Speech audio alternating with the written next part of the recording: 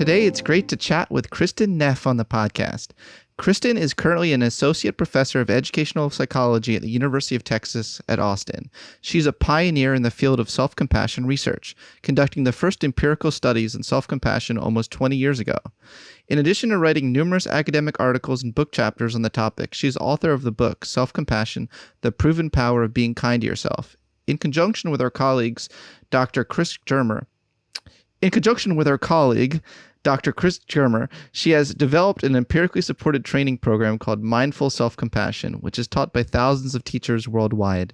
They co-authored the Mindful Self-Compassion Workbook. Let me try that again. They co-authored the Mindful Self-Compassion. Wow. Like, why did I even say the word that way? Do you know what I mean? I'm going to show myself self-compassion. Self-compassion. Yeah, that's right. Self-compassion. They co-authored the Mindful Self-Compassion Workbook and Teaching the Mindful Self-Compassion Program, a guide for professionals. Her newest work focuses on how to balance self-acceptance with the courage to make needed change. Her latest book, which I'm so excited to chat with her today about, is called Fierce Self-Compassion: How Women Can Harness Kindness to Speak Up, Claim Their Power, and Thrive. Dr. Kristin Neff, it is so exciting to have you on the podcast a second time. Thanks, Scott. Thanks for having me back. For sure. With these long bios, you know what I mean? I feel like I should practice them, ahead of time or something. But really excited to have you back and to continue our discussion about, your journey to understand the scientific underpinnings of self-compassion. Yeah, thank you. Thank you. Yeah, and I'm really excited about the new direction my work has taken. I'm very passionate about it, which is a lot of fun. Yeah. Awesome. Well, let's just dive right into this notion of fierce self-compassion. And what does that mean? How does that differ from maybe more like nurturing self-compassion, or I don't know what you call the other one? Yeah, well, tender. Yeah. So very close. Yeah. Well, and so just as I didn't invent the idea of self-compassion, I actually learned about it from my Buddhist practice. I also didn't invent the idea of fierce compassion. So Sharon Salzberg talks about fierce compassion, for instance. The idea from this perspective is that sometimes to alleviate suffering, which is what compassion is, concerned with the alleviation of suffering, sometimes we need to be tender and nurturing and accepting, but sometimes we may need to be quite fierce, right? We need to take action. And this is not only compassion for others, but also self-compassion. I like to call it fierce mama bear self-compassion. You know what I mean? So there's like gentle mother. Sometimes what we need is that unconditional acceptance and just soothing, comforting, being with ourselves in a supportive way. But then sometimes we need to protect ourselves, to stand up for ourselves. So for instance, I see the Black Lives Matter movements and the Me Too movements as self-compassion movements. Any sort of social justice movement where people are saying, no, you cannot treat me this way. It's not okay. This is actually self-compassion in its fierce form. Also, providing for your needs, actually being willing to say no to others and say, I'm sorry, I'd really love to help, but I need to take care of myself. That's actually fierce self-compassion. And of course, motivating change, right? So although we can accept ourselves unconditionally, we don't want to accept necessarily all our behaviors unconditionally. Sometimes they aren't very healthy, or the situations we find ourselves in. Sometimes we don't want to accept them. We want to change them. And so these are all an aspect of trying to be good to ourselves and alleviate our suffering. And I wrote the book for two reasons. One, because over the years, I found that people only really think of the tender side when they think of self-compassion. They always think of give yourself a break. And, sometimes what you need to do is give yourself a break, but sometimes you need to kick yourself in the butt, to care for yourself. It really just depends on what you need at the moment. But the biggest reason I wrote it, and the reason I wrote it primarily for a woman, is unfortunately gender role socialization really stands in the way of us being able to integrate fierce and tender self-compassion. Right? In many ways, it's like yin and yang, right? So yin is more the gentle feminine, yang is more the, considered hard, powerful masculine. But the fact that we make it masculine and feminine is a problem because everyone needs both. So men are socialized against being too tender, right? They're called sissies, they're called names if they're sensitive. That really harms men because it cuts off men from their full potential, their ability to harness the power of kindness, of tenderness, of nurturing, of care, to care for themselves and others, right? And women, it's the opposite. Women aren't allowed to be too fierce. Like we like our woman to be soft and sweet and nice. We don't like women when they speak up too loudly or get angry, right? And so this disempowers women. And so it's not that women need compassion more than men. It's just that because I'm a woman, and the book would have been too complicated to say, well, from the male point of view, it works this way. And from the woman point of view, it works this way. So I just wrote the book for women. And also because of the Me Too movement and everything, it just felt like the time was right to speak up on this aspect of what's been hindered in the female gender role. But I really do firmly believe it harms all human beings. Talk about human potential. Human potential means realizing all faces of love. And fierceness without tenderness is hostility and aggression. Look at the world we're in. But tenderness without fierceness is like complacency. It's not enough just to sit on your couch and be happy. You know, we gotta do something and change things. So it's really about the attempt to harness both powers and to integrate both. Oh, wow. I love that. So, I mean, so you think men could get something out of this book too? I do. You know, it's funny. I've had a lot of my male friends read it, and it is written for women. And I could see it might be a little, little off-putting, that fact. But there's a lot of practices in there, and all the practices are designed to harness and cultivate both energies. And so the practices will certainly serve men. I think a lot of, especially men who are kind of allies to the movement, they want to see women fully empowered. They don't think that patriarchy helps anyone. So if you're a man who cares about those issues or has a lot of women in your life or daughters or, significant others, I've had men say it really helps kind of understand what the situation is for women. Men don't face what we face.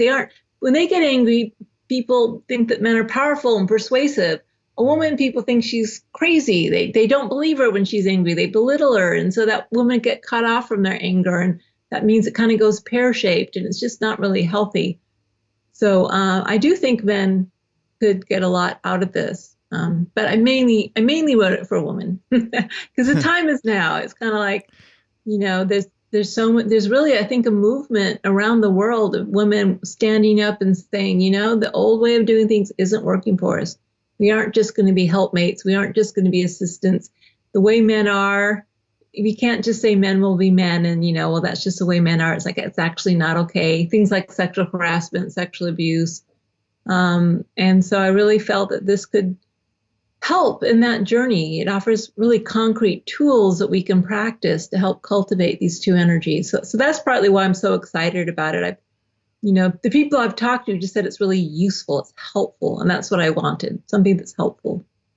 Well, you came to the right place. We have more women than men listeners of the Psychology Podcast, believe it or not.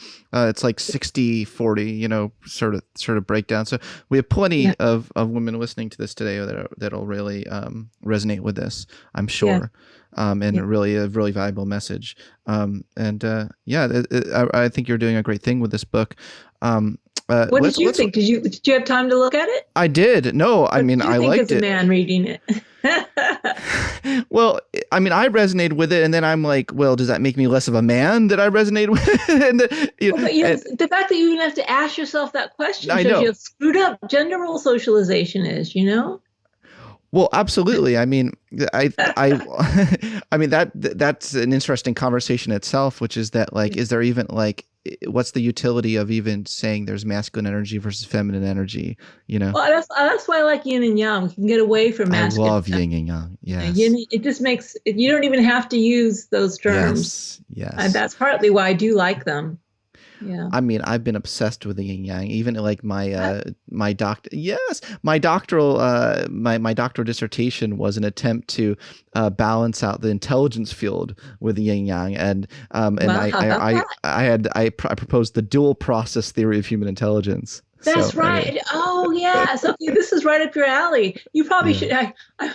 You probably. I'm not an expert in yin and yang philosophy, so I probably made some mistakes. I don't try to be an expert. I just kind of use the metaphor, I didn't see any but it mistakes just for what it's fits so worth. beautifully, doesn't it? It really Beautiful. fits. And also, agentic and communal gender roles, which is in the gender field, maps on everything. Like maps on this basic duality, which needs to be transcended.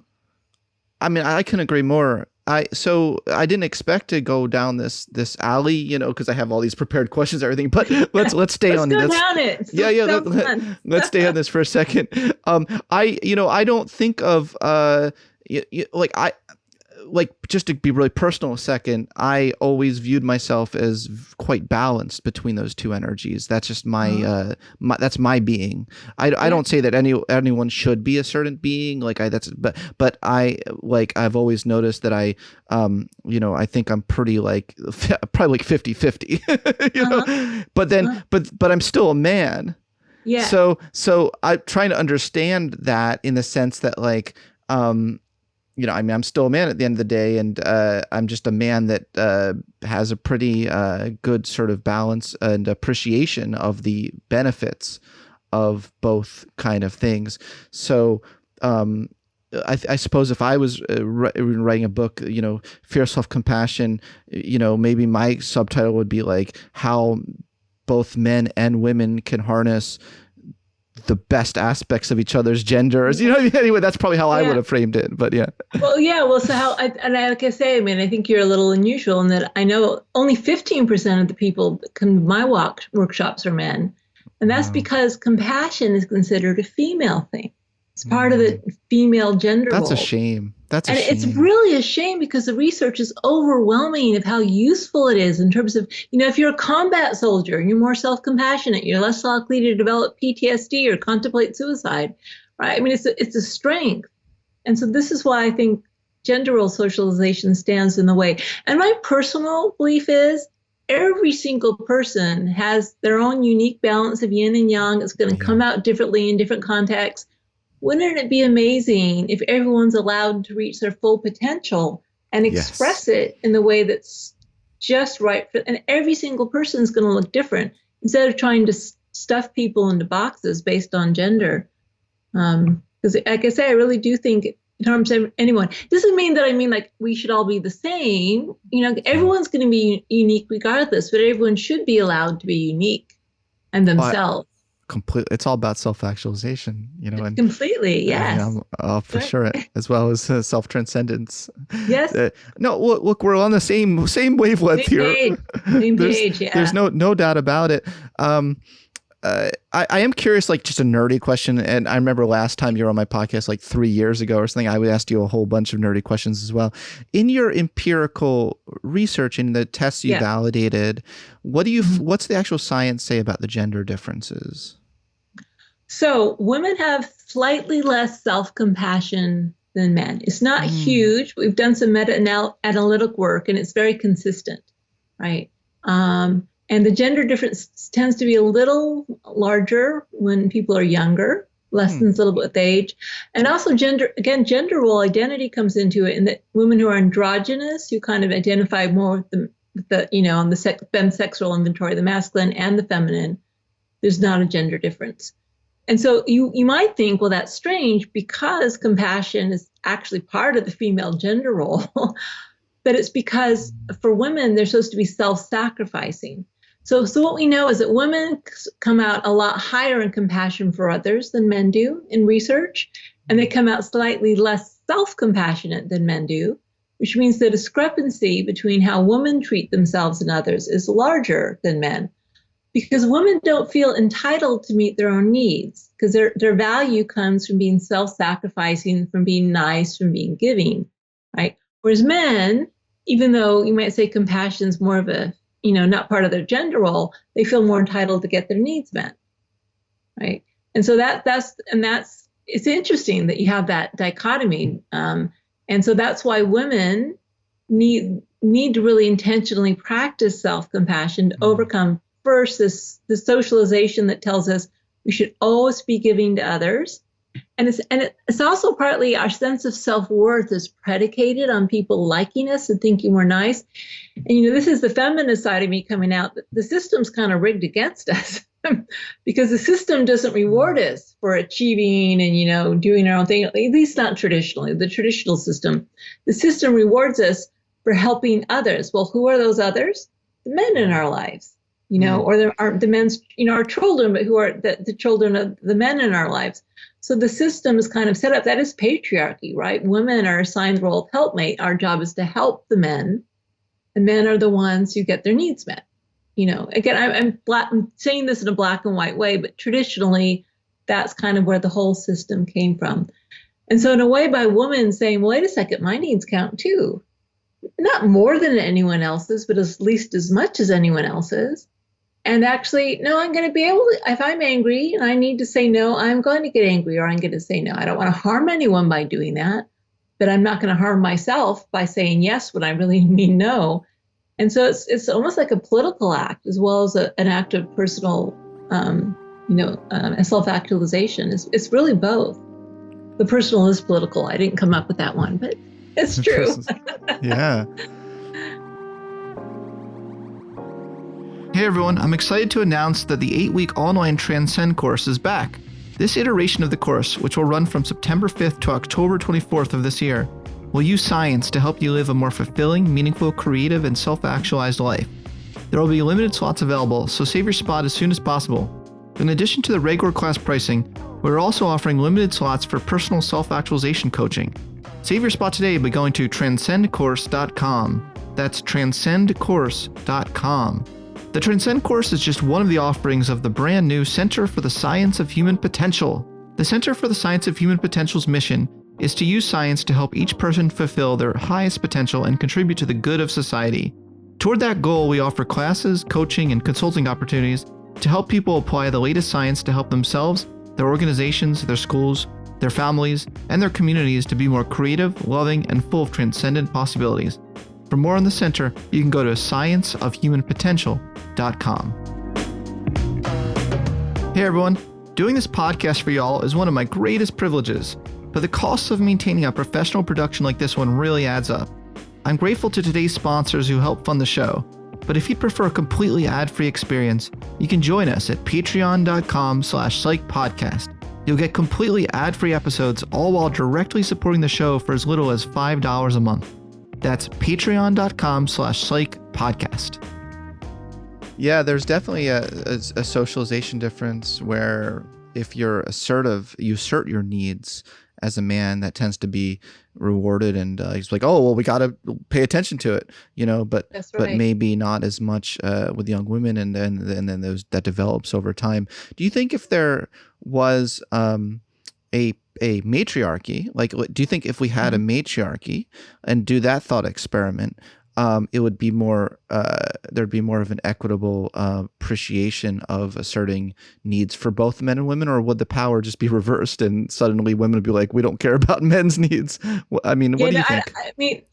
I don't know a lot about matriarchy. I haven't studied it. I know a little bit, but from what I understand, it is different, right? So it's not like it's just in reverse. That in matriarchies, there's more value on the communal, on cooperation, right? It's right, those values. The values of like unbridled capitalism and exploitation. So I have spent some time with Bushman San hunter-gatherers in the Kalahari. They aren't a matriarchy, but they're pretty egalitarian, and they've got there's gender role specialization, but they aren't rigid. So women will also kind of hunt, and the men will also kind of gather, and they make decisions together, and it's not like the men have all the power. It's just much more egalitarian. And so I do think what's happened is, you might say, there's been too much fierceness without enough tenderness. The fierceness has expressed itself as, like, again, capitalism, aggression, dominance, desire for superiority, all those things, and matters, the feelings, more tender feelings of the heart, of care, of kindness, they've been belittled in this system. And that's partly why, if you look at the world around us, one of the reasons we're in the mess we're in. Oh my gosh. Kristin Neff, I agree so much with that. And there's an interesting sort of not to like complain as a man for a second, but like Go ahead. I'm I absolutely not. My intention is to take at all the attention away from your very wonderful point. But just to illustrate an example is that I'm I love writing on Twitter stuff like we really lack tenderness. Like I wrote that tweet like a couple of weeks ago.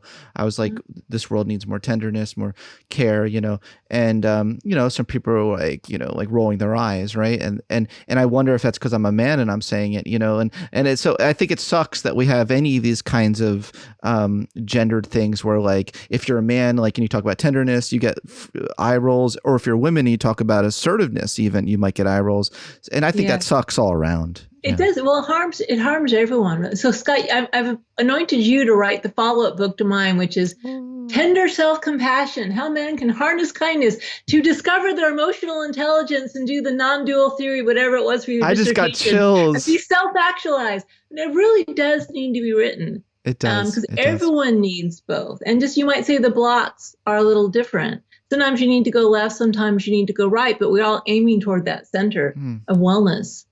Absolutely. Yeah, it's cool. So let's talk some more about the points in your book. I don't want to be that guy who then like directs the attention. Is like, men have problems too. But I hope you understand my point. I totally acknowledge that. I really do. Yeah. No, but you get my point is that, anyone who goes kind of counter to their gender stereotype, and unfortunately, Well, I mean, but look at like, Hillary Clinton. People don't like her because she was too young, The reason I go into the research, as you know, in the book, competent woman, people don't like competent women because they assume they aren't nurturing. And I they love like competent women. But if the research that's my type. But you know what I mean? The research shows that I know. It's I'm actually a little more yang than yin, and that gets me into trouble. So you're a little bit more young than what did you say? I'm more yang than yin. I've got more of that powerful energy. I've always been that way. And for I talk about it in my department. That got me into trouble. Things that I did that when people wouldn't even think about if a man did it. They think, oh, she's too blunt. She's such a B word. Those things. If a woman is too strong and powerful. So a lot of this is, as you know from the book, a lot of it's my personal journey. I mean, personal, it always has to be there, and kind of how I've grappled with these two sides of myself. I've always had I must say grapple with anger, and I'm wired. I'm a little reactive by nature. I've got a lot of what I call my Kali energy, that kind of fierce warrior goddess. Yeah. But you can use Kali, you can use another term. And so part of my journey was realizing that this is a strength. I don't need to apologize for this side of me. Yes, I want to harness this. I don't want to harm anyone's feelings. I don't want to hurt people, of course. But the engine, that volcano inside me is actually beautiful, something I should be thankful for because it's powered so much of what I've done in life. And when harnessed for good, it's an incredibly powerful force for good. And so anger actually has a lot of constructive uses. We don't want to belittle anger. We just want to make sure that it's integrated with tenderness. So that, again, we're using anger as a way to alleviate suffering, not in a way that causes more suffering.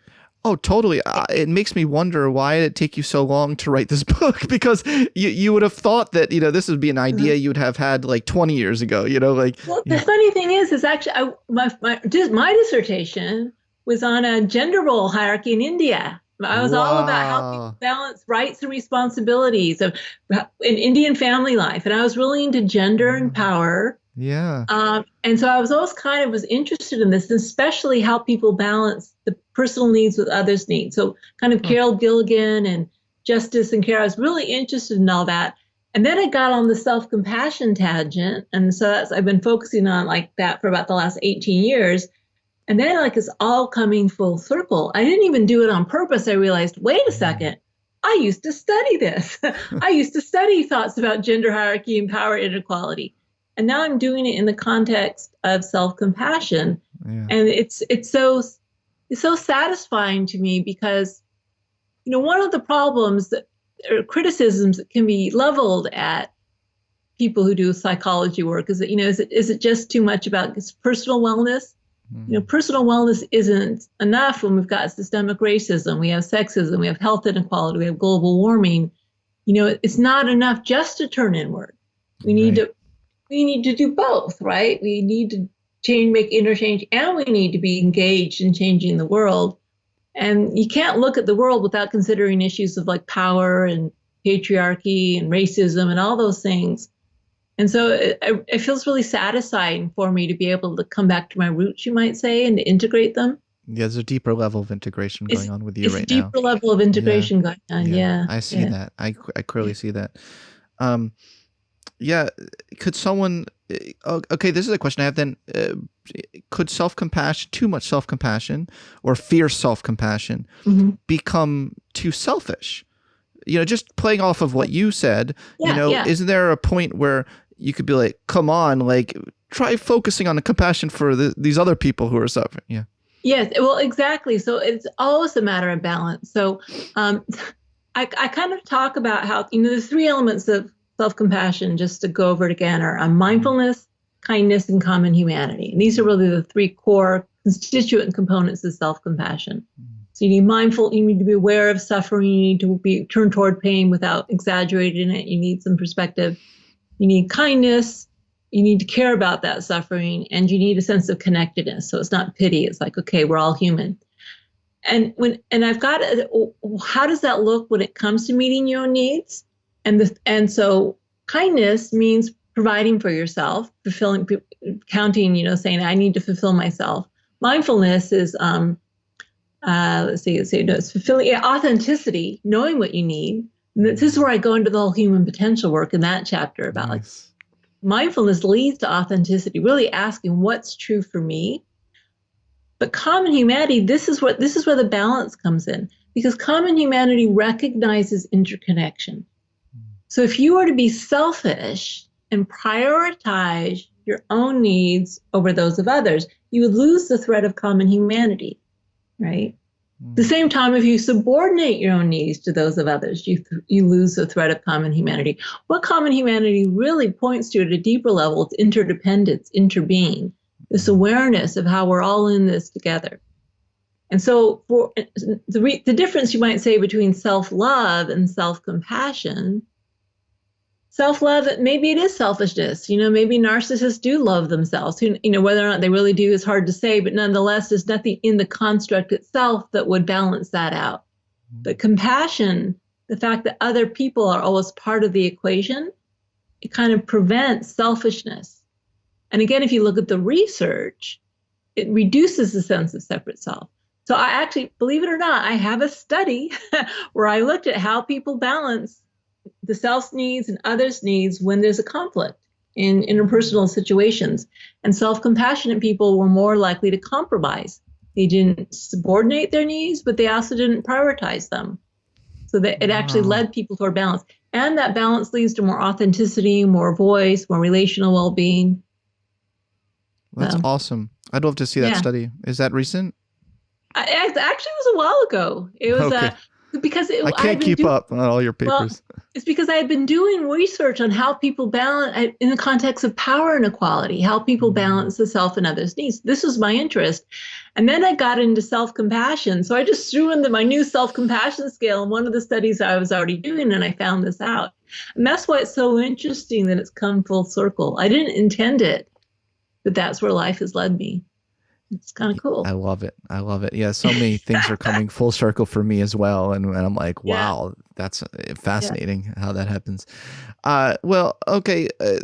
Again, this is really another nerdy question, but I was looking at the literature recently because I wanted to include some items from your scale in my book, Transcend, which I did. I did. I talked about the merits of self-compassion as part of our what Maslow called being love for the being of others. And then I said, you can love the being of yourself as well. So then I argued you could turn it within the same spotlight. But what I noticed is that in predicting psychopathology, some people argued that self-coldness is a better predictor than self-compassion. So I've been wanting to nerd out with you about that. You want to get into psychometrics? I can go there. I do love psychometrics because I know the reverse coded items will form another factor. So it's been this big debate, and it's actually been good because I've had to get really serious about my psychometrics. So here's the thing. It is, I think the way it works is that the reason self-compassion is linked to reduced psychopathology is because you're reducing negative ways of coping with negative emotions and pain, right? So when you reduce self-judgment, feelings of isolation, and over-identification, which are the reverse-coded items in my scale, that seems to be, if you kind of look at it psychometrically, a more powerful predictor of why things like anxiety and depression are reduced. But if you look at it, they go hand in hand, right? So in other words, we know almost every single intervention study you look at, when you increase self-kindness, common humanity, and mindfulness, self-judgment, isolation, and over-identification go down. It's like a seesaw. So yeah, it seems like one side of the seesaw seems to be more responsible to it, but they work together. They operate in tandem. And actually, a paper just came out using Roche modeling, which found a unitary factor structure. I collected 20 different samples, 13 different translations. So I had to get serious about my psychometrics using bifactor exploratory structural equation modeling, ESM, which is see, it's a system. Here's the thing, and you would understand this, Scott. It operates as a system. People's minds don't think in systems. They think in black and white terms. It's either the black or it's the white. It's simple. But they aren't separate. They interact as a system, and they operate in tandem. So I'm writing up a study now which shows if you increase to writing just the 3 positive components, the negative components go down.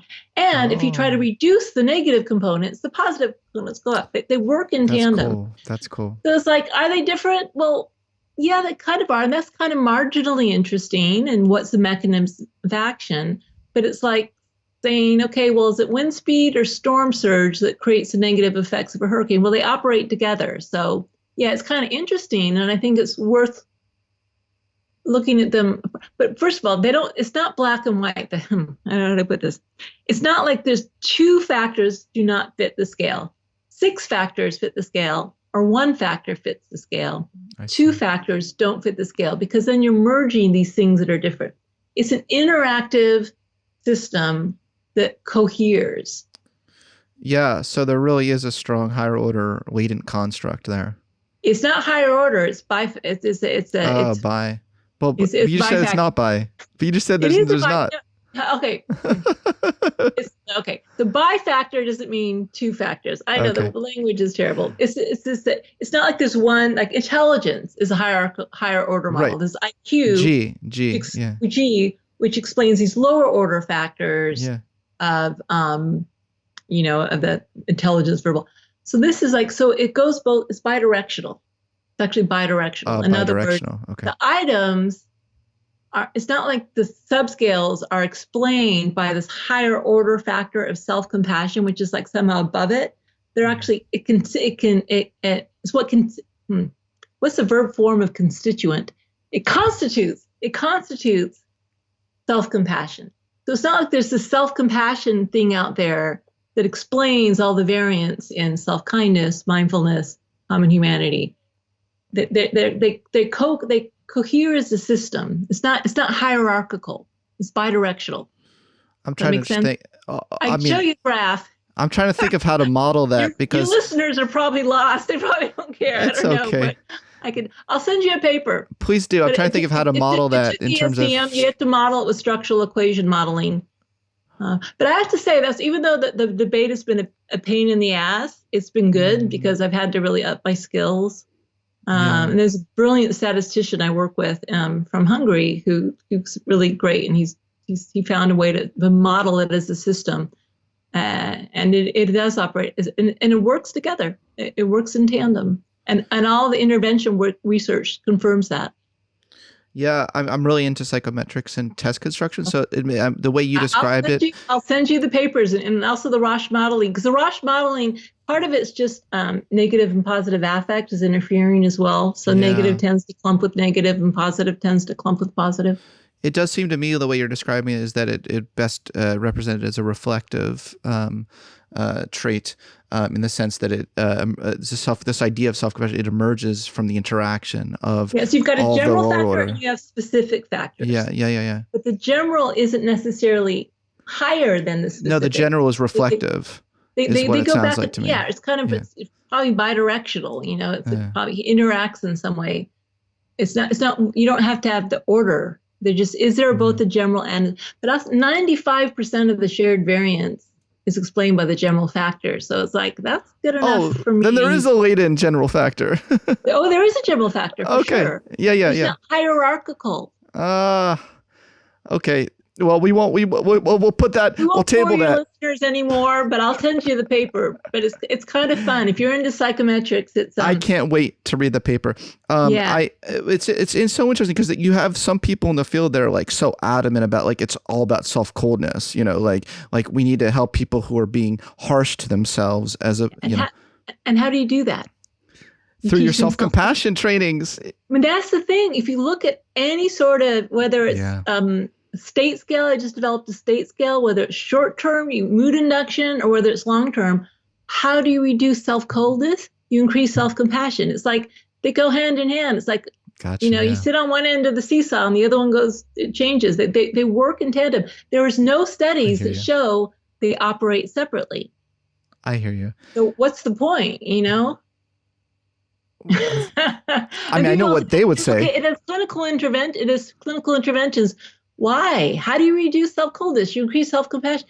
So if you call it reduced uncompassionate responding, how do you increase compassionate responding?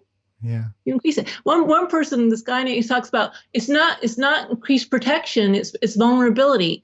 Well, reduced vulnerability is protection. I mean, they go hand in hand. It's kind of like people they lose their marbles over it, and it's like practically it's almost pointless to talk about. Why even bother? Yeah, no practical implications whatsoever. They're not going to the practical level. They're looking at just what is the best predictor, what items in a cross-sectional study. Correct. If you do an experimental study, all the evidence is to say that these will cohere as a system, and also cross-sectional psychometrically. But it's kind of this is the problem when you've got a scale that's been used like 4,000 times. People like to challenge it, which is good, but I guess good. It's good because it's made me get my chops in order. Whatever. I think the scale is pretty well validated at this point. I am revising it though. I'm writing. Oh, really? I'm shortening it because it's now that I've got the better psychometrics, I'm going to reduce it to 18 items instead of 26. So that will be helpful. Oh, good. That's coming. Stick it in more into my studies, be like, okay, well, we'll add this. And I'll have a 6-item short form that has a unitary factor structure. Okay, here's if you had to pick one of your favorite, the best loaded, highest loaded on the general factor, what's the number one highest loaded item? I'm not sure what that is, actually. I'd have to check. I've got that data. The data exists somewhere. Yeah. I've got it. I'm not going to take my time now, but I'll send it to you afterward. I bet it's like, can I predict? It's probably just simply, I am kind to myself or something like that. That's probably probably something like that. Yeah. Pretty face valid. Yeah. So, okay, let's talk about the common humanity facet, because I think it's so relevant to all the divisions we're seeing right now and all the sort of the tribalism. Now, how do you like if there are certain people that are really thinking in a really tribal mindset, in the extent to which even anyone that resembles someone in their out group, they immediately have this visceral reaction. I hate that person. How can they learn principles of self-compassion, especially the common humanity facet, to maybe connect more with others? Yeah, I mean, so I think there's so much work to be done with this, Scott. Totally. So common humanity is a very tricky one. It's a tricky one to teach people because sometimes what happens. So in the bigger picture is really pointing to the big interconnection, like the big kahuna, it's like we're all interbeing, we're all part of one consciousness, kind of Buddhist self-realization. That's where it points ultimately. But people can't understand it at that level unless you're on mushrooms or something. So in the normal waking state, what happens sometimes with common humanity is people start could almost misinterpret it to mean that somehow belittles their own suffering when I say things like you aren't alone, other people feel this way. Right. Sometimes it's really important to counter the isolation, but sometimes people feel that kind of belittles their suffering. And again, because it's hard, the mind is so comparative, and it's probably we're just wired that way. We're always trying to compare. How do I compare to others? Do they suffer more than me? Do they suffer less than me? Who's special, above average, who's not? It's very hard to come to this place where each individual is unique and precious, and yet we're all part of this larger whole. So honoring the whole doesn't somehow devalue the individual. And it's kind of, again, a systems way of thinking that's challenging for people. So when I teach it, I often just talk about trying to help people feel less alone, because isolation, actually, it's looking like that's probably the most powerful contributor to psychopathology, that feeling of isolation and being separate, believe it or not, even more than the self-judgment. Seems to be the most important predictor of depression, for instance. Yeah.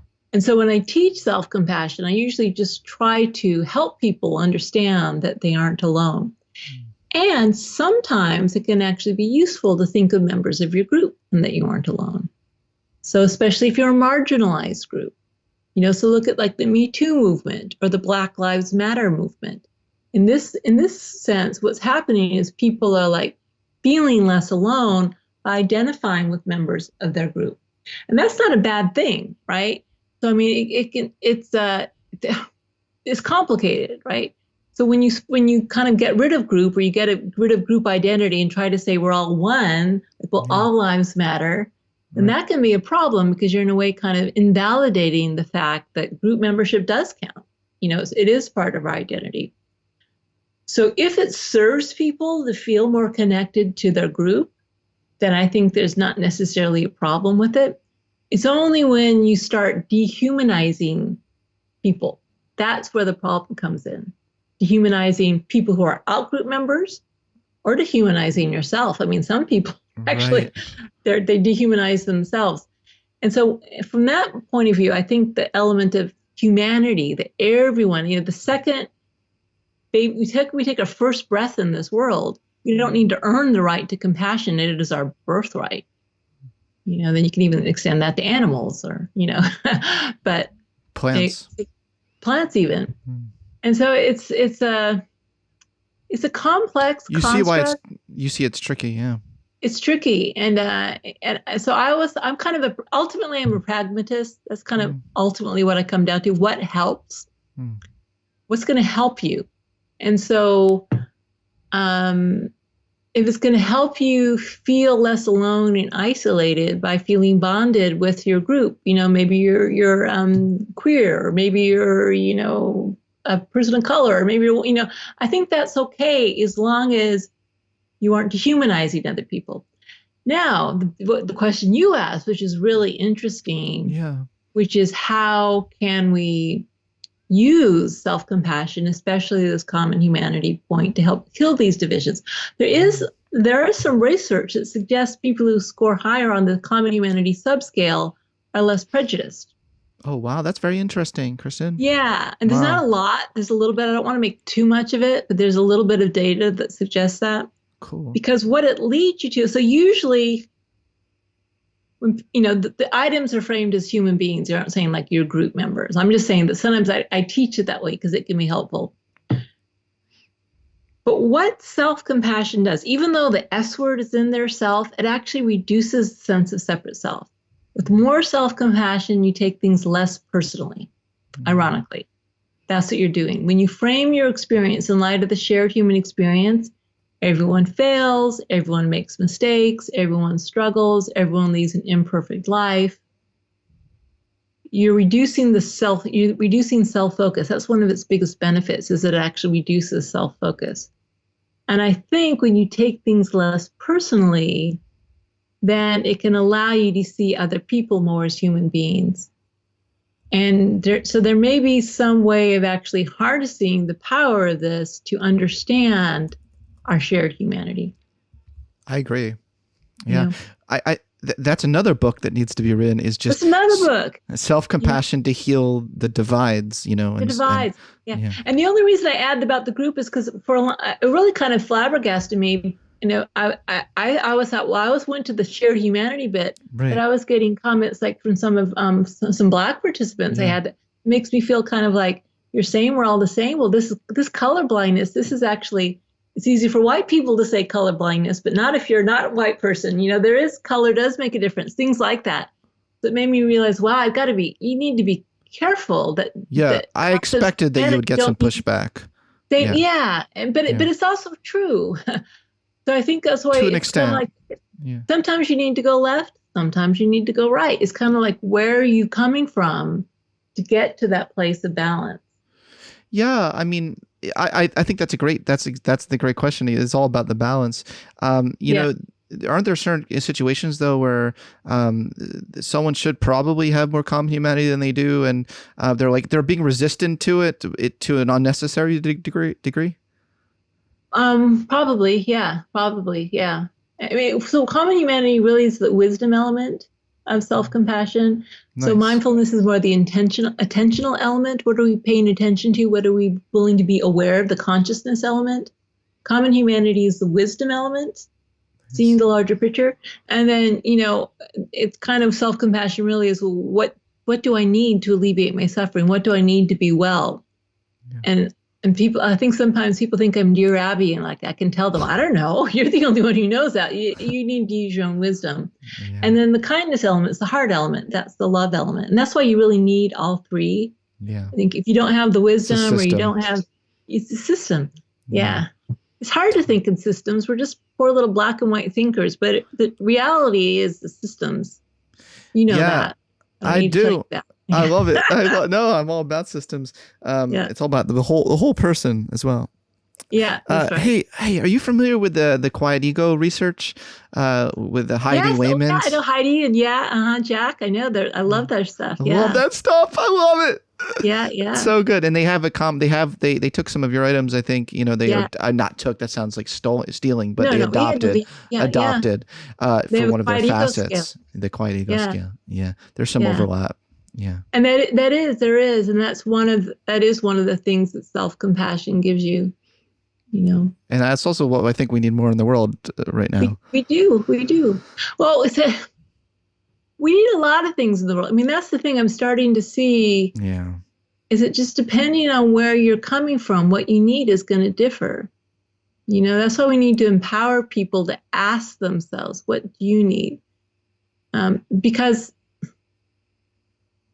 I mean, there's also, I think the social justice movement that's happening is really important. Now, we have to do it well. We have to do it wisely. We don't want to add to the violence and the division. We don't just want to add to aggressiveness and hate, all that. We have to be really careful. And on the other hand, we need to start doing something about it. We don't have a lot of time. Look at global warming. We don't have unlimited time for us all to sit on our cushions and get enlightened. So it's like, this is why we also need the fierce energy. The quiet ego stuff is a little bit more the acceptance. So I call tender self-compassion being with, when we can be with ourselves, we can be with what is, and that's kind of the transcendent, very, very important.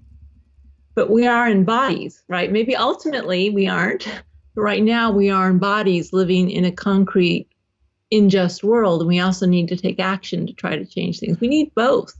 Yeah, that's a big part of why you wrote your book, was to have fierce self-compassion. But certainly you can have fierce self-compassion and dial down the loudness of the ego. I mean, those things. Well, absolutely. Well, actually, we can have a higher level of integration there. And that's what makes it healthy. So on my chapter of anger, I kind of end with, I think, talking about that. Is if the ego gets in the way with anger, it all goes pear-shaped. But if you can harness the power of anger in an egoless way, and it's just this energy, this yang force that's being harnessed for good, that's really useful. That's what I'm talking about. That's what I'm talking about. I love it. Good, yeah. It does make your head spin a little bit, though, doesn't it? Sometimes doesn't it make you wish that, like, did I choose the right profession? My head hurts. Because non-dual thinking. paradox. It goes to paradox. It goes to non-dual thinking, and it is challenging for our brains to think, to use our dualistic brains to think in non-dual terms. Totally. But you got to just point it there, take your best shot. I enjoy it, Kristin. I enjoy like playing around with paradoxes and and nerding out. Is it a John Cha who says if you think about it too much, your head will explode? That's kind of what happens. I'm shocked my head hasn't exploded yet. No. But maybe this will be the kind of last question, because I did like a Twitter Q&A, and I asked people, what do you want me to ask Kristin? And by the way, a lot of you didn't see it, did you? You didn't see all the comments on Twitter? Maybe you didn't. So I can just tell you, a lot of people were like, Kristin Neff is my idol or my mother's idol. It was one of the two. One of the two. Idol, my mother's idol. Yeah. Is that a good thing? It's very good. It's very good. It's very good. I'm just scrolling through. So a lot of just a lot of love for you. Or my wife. My wife loves her work so much and is so jealous that you get to talk to her! ! Is what's on it. But then another kind of set of questions. We talked about this kind of striking the good balance. Again, we're going back to the balance thing between self-compassion, but also taking responsibility for maybe your naughty bits, like the aspects of yourself that like you should work on, But that's one of the core misconceptions of self-compassion. It absolutely, research shows.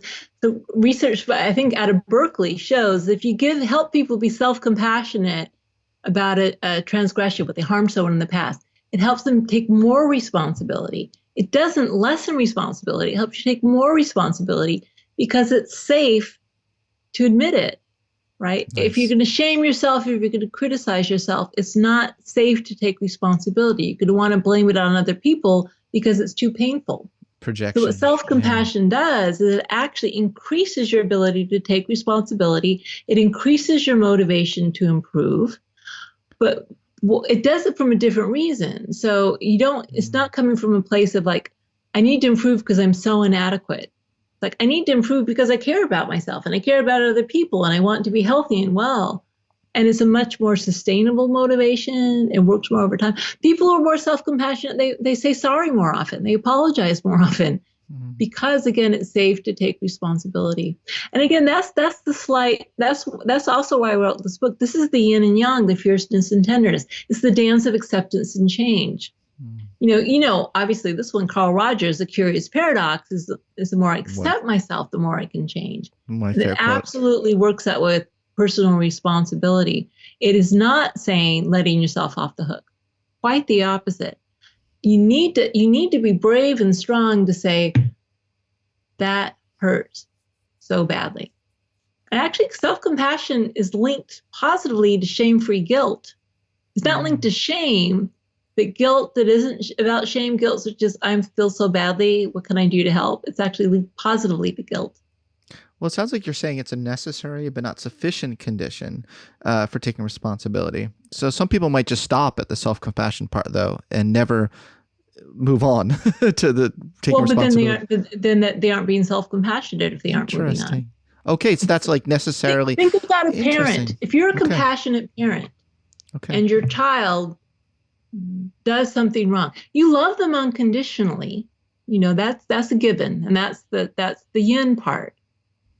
But if you're a compassionate parent, do you just say, well, whatever, just don't worry about it? You're into shoplifting, no big deal. I love you, sweetheart. Would you really be a compassionate parent? No, because you'd be seriously, be harming your child. Part of being a good parent is you got to do the tough stuff and say, I care about you so much that I need to work with you to change this behavior because it's harmful. Yeah. And so if we don't take responsibility for what things we're doing that are harmful to ourselves and others, we are not, by definition, being compassionate. We aren't working in our best interest. Wow. Thank you so much for this conceptualization. And kind of like, this laying this misconception to rest, because you must get it like all day, every day. Yeah. And the journalists do it. The journalists work about my work, like, give yourself a break, to go easy on yourself. Right. Like, maybe that's what you need, but maybe what you need is like to say, it's not working for me. I got to do something different. You need to apologize. You need to, you need to go to anger management, whatever it is you need to do. In some ways, it's kind of almost by definition, self-compassion can't be bad for you, because the definition of self-compassion is the alleviation of suffering. Mm-hmm. It's like, how do I achieve well-being? And so if you aren't achieving well-being, then it's by definition not self-compassion. Maybe we use unskillful means, but then you need to change the means. It's the ends, not the means, right? Just like you don't want to you don't want to be so self-compassionate in a way that traumatizes you. You don't want to open up so fast that it causes you trauma, because that's not being self-compassionate. So it's really just an orientation. It's an orientation of wanting wellness for yourself and others, because what affects you affects me, what affects me affects you, because that is the truth. We are interdependent. There's a really deep truth there. We found in our sample of dark triad, psychopaths, that their self-coldness was up the kazoo. So there's something about harnessing this kind of light of this beam of love that you can just be flexible in terms of shining inward as well as outward. Yeah. Does that make sense? Yeah. Yeah. So you found that narcissists were self-critical? Well, those who scored high in dark triad, which is all three, they're so it's psychopathy, Machiavellism, narcissism, all three. Interesting. I should look at just narcissists, those who score high in narcissism. What's your prediction there? The narcissists are, I have no idea what would self-compassion look like in a narcissist. I really don't know. It'd be really fascinating. I'll crunch those numbers. Yeah. Well, I do know if you take like the Rosenberg self-esteem scale and self-compassion, they're pretty highly correlated. But if you partial out their shared variance, I actually published a paper. Narcissism was only correlated with self-esteem and didn't correlate at all with self-compassion. That's revealing. Yeah. They're kind of orthogonal. Well, so for instance, we created the counterpart to the dark triad. We created a light triad, and we were curious what the light triad correlated with self-compassion, and we found like 0.80 correlation. Really? Yeah, it was so high. Really interesting. So high. The three aspects of the light triad. I can send you the paper afterwards. I would love that. Yeah. I think you'd really find this interesting. But just want to thank you so much, Kristin, for coming on my podcast twice, but also nerding out with me again. I hope you enjoyed it. Sure. I can't believe I did a podcast and talked about bifactor of exploratory structural equation modeling. Did you enjoy it? I did. It's fun. I got to use all parts of my brain. It's good. Wonderful. Well, all the best in this book tour. And I'm sure you'll be helping lots of men and women, get in touch with their own sort of unique self-actualization and acceptance. So thanks so much, Kristin. I'm serious, Scott. I'm charging you with writing the follow-up book for men. You're the perfect person for it.